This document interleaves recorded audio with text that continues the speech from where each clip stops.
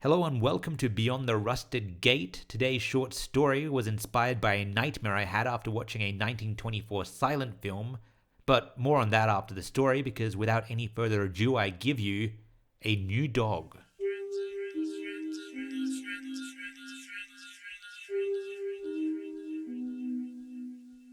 Jacob's grandma had often spoken of the past and was eventually taken away for it.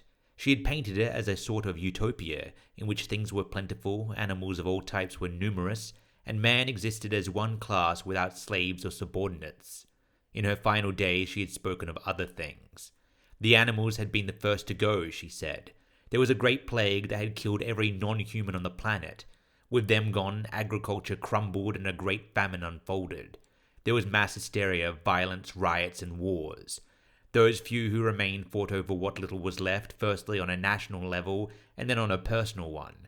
There was mass starvation, murders, and cannibalism.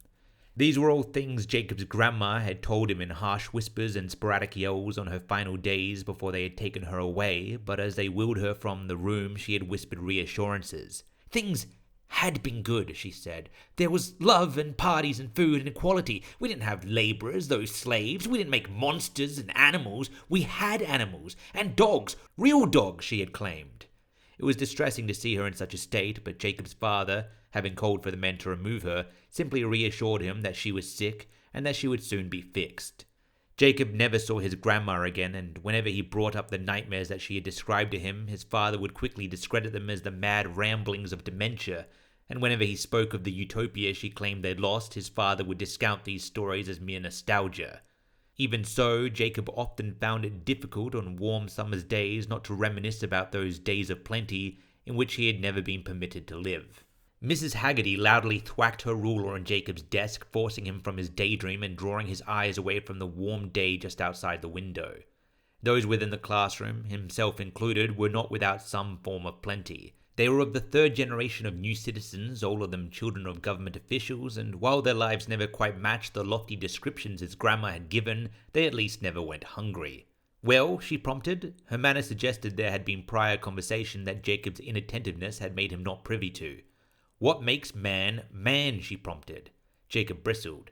This, despite his inattentiveness, was a question he could answer, as new philosophy was one of the subjects he had studied for the night before.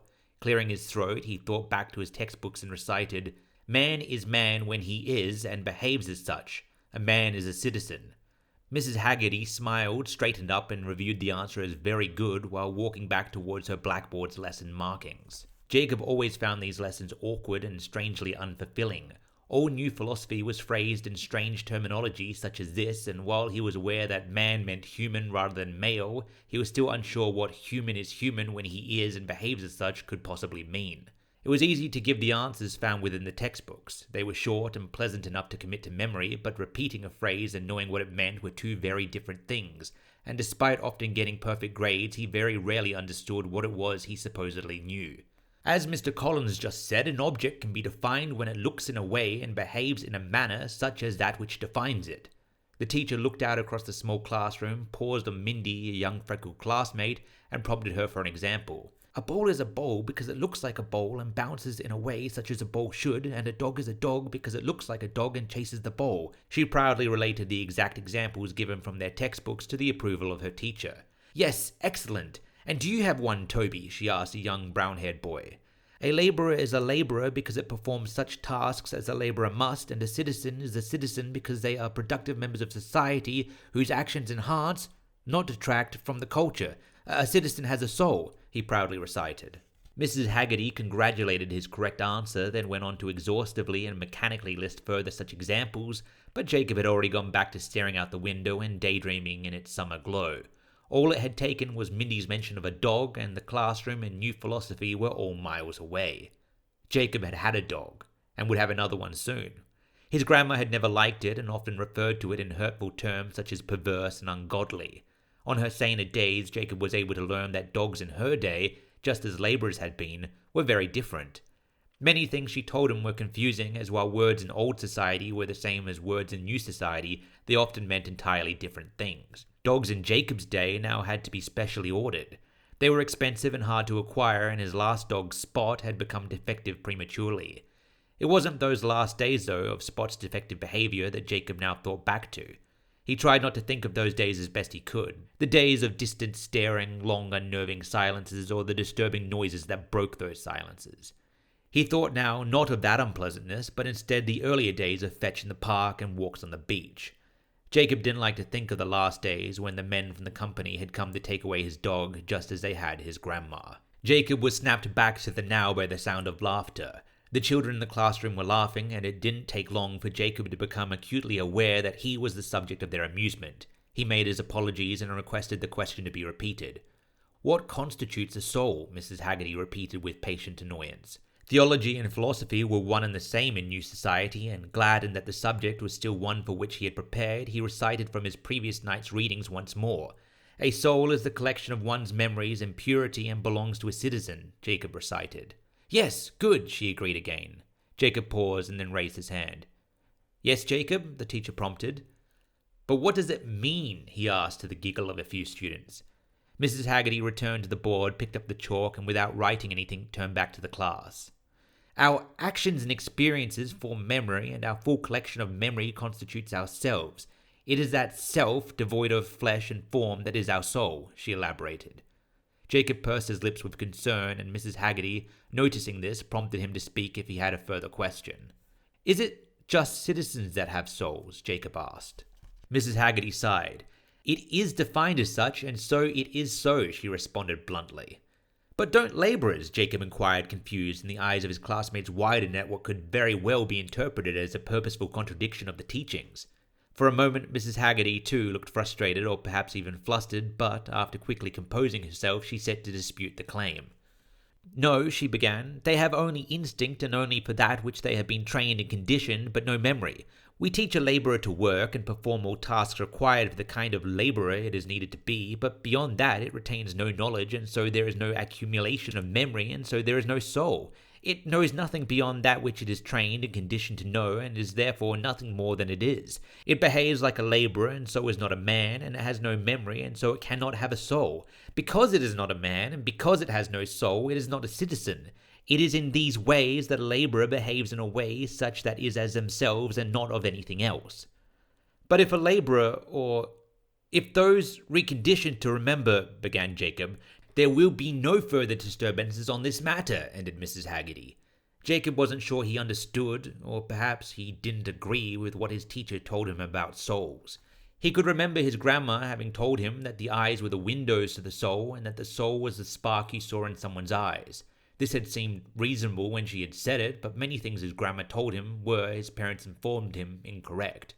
Despite this, looking around into the eyes of his classmates, he could detect a spark of something, perhaps the soul, in each of them, and felt sure that on this matter his grandma must have been correct. But his classmates were all men and all citizens, and so should have souls. But what of those who shouldn't? Had no labourers ever had a soul? Had no dogs? On this matter he remained unconvinced. Another question occurred to him, and so he raised his hand again. "Is it wrong that we make things into that which they previously were not?" he asked. Mrs. Haggerty paused her pacing. "New morality is next week," she stated shortly. Jacob remained clearly uncomfortable, and so, sighing heavily, the teacher relented and agreed to address the next week's lesson plans early. "Wrongness is an action against the society, and society is made up of citizens," she began.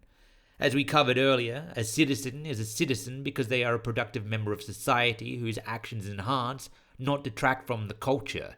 A citizen has a soul. There are many who are less fortunate than you who fail to meet this first criterion and so lose their right to the second. There are those who are not as wealthy and educated and who have little or no individual future prospects," she continued. "If one is in extreme debt to society but lives desolate and with no hope of repaying that debt, then they are detractors from our culture and so are not citizens. If one is a criminal, then they are against society and so are not citizens. In the cases of the desolate, they live in poverty, hunger, and starvation. It would be wrong of us to continue to allow their suffering, and so they are relieved of their souls and from such societal burdens only fit for man, and are repurposed in a way in which they may be of at least some benefit to society. The reconditioning and the retraining are always very thorough, and with no memory of what they were, they are free and even happy to be that which they have become," she finished. Jacob pondered what she had said. It seemed wrong to him, but he wasn't entirely sure how. If someone wasn't able to remember what they had been, he supposed it wouldn't matter to them what they had become. And as she had mentioned, those who were reconditioned were previously living in poverty, and surely living a life of ignorance as a well-fed labourer was less cruel than allowing someone to continue living as a fully aware, poverty-stricken desolate. Even so, Jacob doubted that he himself, burdened by his own memories, would choose to be remade rather than to suffer. But were he not to have his memories, would he miss them? He enjoyed being man, but that was from the perspective of someone who was man and did have a soul and was a citizen. It would be wrong of him to not want to be a man or not to behave in a manner such as man does, seeing as he was one, just as it would be wrong for a labourer not to want to be a labourer and, Do you understand, Jacob? Mrs. Haggerty prompted again, interrupting his thoughts. Yes, Jacob responded automatically, though with more conviction than he actually felt. Jacob thought back to his dog. He wasn't really sure he agreed that only citizens had memory and only citizens had souls. Couldn't it be possible for a labourer, despite its retraining and conditioning, to remember that which it once was or develop an understanding of that which it had become? Wasn't it possible for a dog to have a soul? Spot had lacked that look in its eyes, that soulful look that he could see in all the children around him. Or, at least, Spot had lacked that look for most of the time Jacob had had it. Jacob's mind turned again to those final days with Spot, the days he tried his best to forget, and the day when the man had come to take his dog away. On those days, Spot had a soulful look, but it was not the bright spark of Jacob's classmates, but a dim sort of shine that was sad and made Jacob feel guilty and dirty. And then there were those noises. The classroom lesson had moved on, but Jacob interrupted it by raising his hand and brought back the earlier abandoned subject once more, demanding, "But what about when they do remember?" Mrs. Haggerty gave him a stern look. "The reconditioning and retraining process is very thorough. It is very rare, almost unheard of for those converted, a labourer or what have you, to remember anything from before they became that which they are, and when they do, it's taken care of." Rare. Almost unheard of. But not non-existent.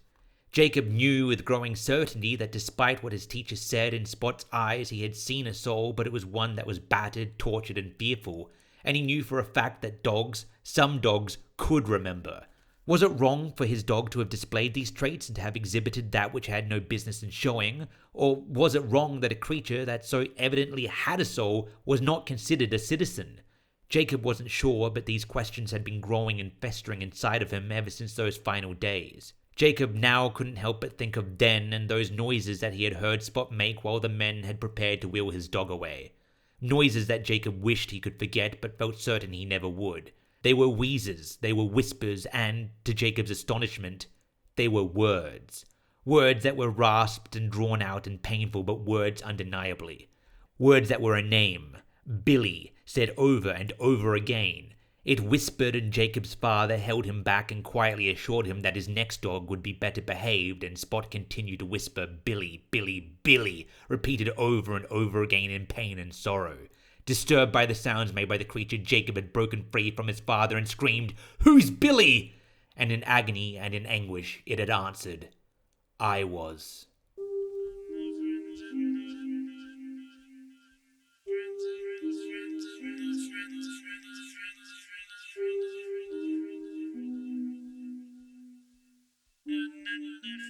Thanks for listening. That was A New Dog from my second collection of short stories, Screams from Beyond the Crypt. As I teased in the beginning, it was inspired by a nightmare I had after watching a 1924 silent film version of Peter Pan, in which the dog Nanny was played by a man in a suit, and I guess it was just in Uncanny Valley enough that night I had a nightmare that was set in the world that this short story was. If you're watching the video version of this, I'll have it on the screen at the moment since it's public domain so I can show it. But it is funny that something that at the time it was made in the 1920s would have been so whimsical has just aged so poorly that it is now just so disturbing looking. Or maybe it's just me, but yeah, I found that dog super creepy. It beats out most things in Haxan and Nosferatu and Dr. Caligari as scariest things I've seen in a silent film. But this isn't a podcast about silent films aimed at children that made me scared, so I'm going to end it here.